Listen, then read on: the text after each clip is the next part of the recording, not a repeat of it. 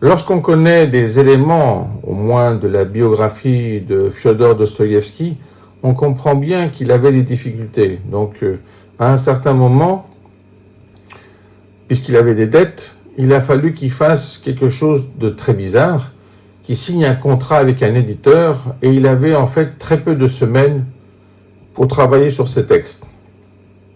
S'il n'arrivait pas à écrire ses textes à temps, alors l'éditeur prendrait tous ses droits. Donc l'idée qu'il a eue finalement, c'était, alors qu'il était en train d'écrire un grand roman, c'était de dire, est-ce que je peux écrire en parallèle un autre roman, peut-être plus personnel, plus accessible, et finalement il va écrire Le Joueur. Donc le texte du Joueur est écrit en quelques semaines finalement, ça va très vite, parce que finalement il écrit sa propre vie.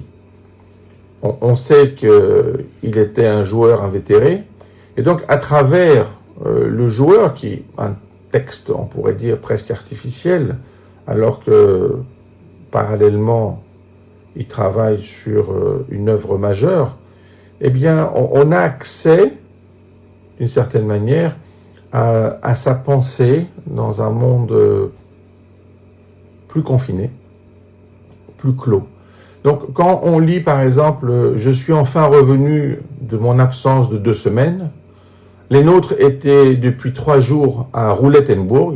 On comprend tout de suite, évidemment, que Roulettenbourg, ce n'est pas une ville, mais ça va être le lieu factice avec le jeu de roulette.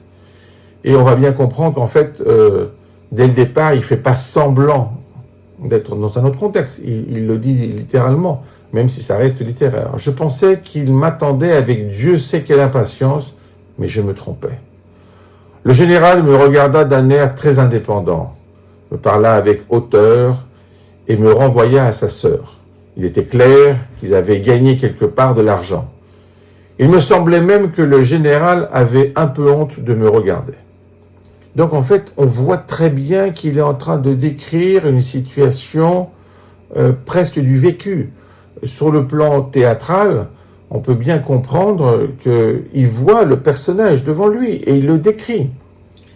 Il en est de même avec Maria Filipovna. Donc, voyons la suite, second paragraphe.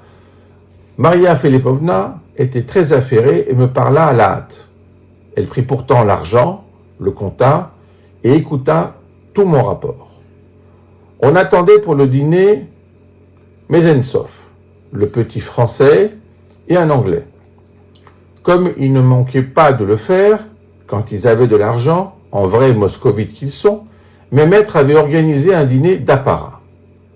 On voit à l'intérieur une critique. Il ne faut pas oublier que Saint-Pétersbourg est évidemment la capitale. Moscou ne va devenir la capitale qu'après la révolution soviétique. C'est intéressant de voir cette opposition entre les gens de Saint-Pétersbourg et les gens de Moscou. Là, on voit cette critique. En me voyant, Paulina Alexandrovna me demanda pourquoi j'étais resté si longtemps et disparu sans attendre ma réponse. Paradoxe, surprenant. Évidemment, elle agissait ainsi à dessein. Elle avait un but. Il faut pourtant nous expliquer. J'ai beaucoup de choses à lui dire. Donc, on a cette intervention dans le texte, on a les personnages qui apparaissent au fur et à mesure, on sait qu'on attend, on voit déjà des critiques par rapport au rang social, et en même temps, on découvre le personnage. Quand on m'assigna une petite chambre au 4e étage de l'hôtel, on sait ici que j'appartiens à la suite du général. Écrit en italique. Le général passe pour un très riche seigneur. Avant le dîner, il me donna, entre autres, commission, celle de changer des billets de 1000 francs. J'ai fait de la monnaie dans le bureau de l'hôtel. Nous voilà, aux yeux des gens, millionnaires, au moins durant toute une semaine. Et on voit en même temps l'humour, parce qu'il est conscient de ce qui se passe. Et donc finalement, il faut bien se rendre compte que ce texte, avec ses petits éléments théâtraux, nous permet grâce évidemment au talent de Dostoïevski, de le voir in vivo, en train de le vivre. C'est pas un texte plus formel, c'est pas un texte complètement réfléchi, c'est son vécu. Et ça nous permet finalement de voir sa part d'humanité et pas seulement sa part littéraire et son génie. On voit quelque chose de simple, mais décrit à la manière de Dostoïevski. Donc finalement, c'est comme si on voyait un peu plus Fiodor que Dostoïevski. Et finalement, on aime aussi Fiodor comme on aime Dostoïevski.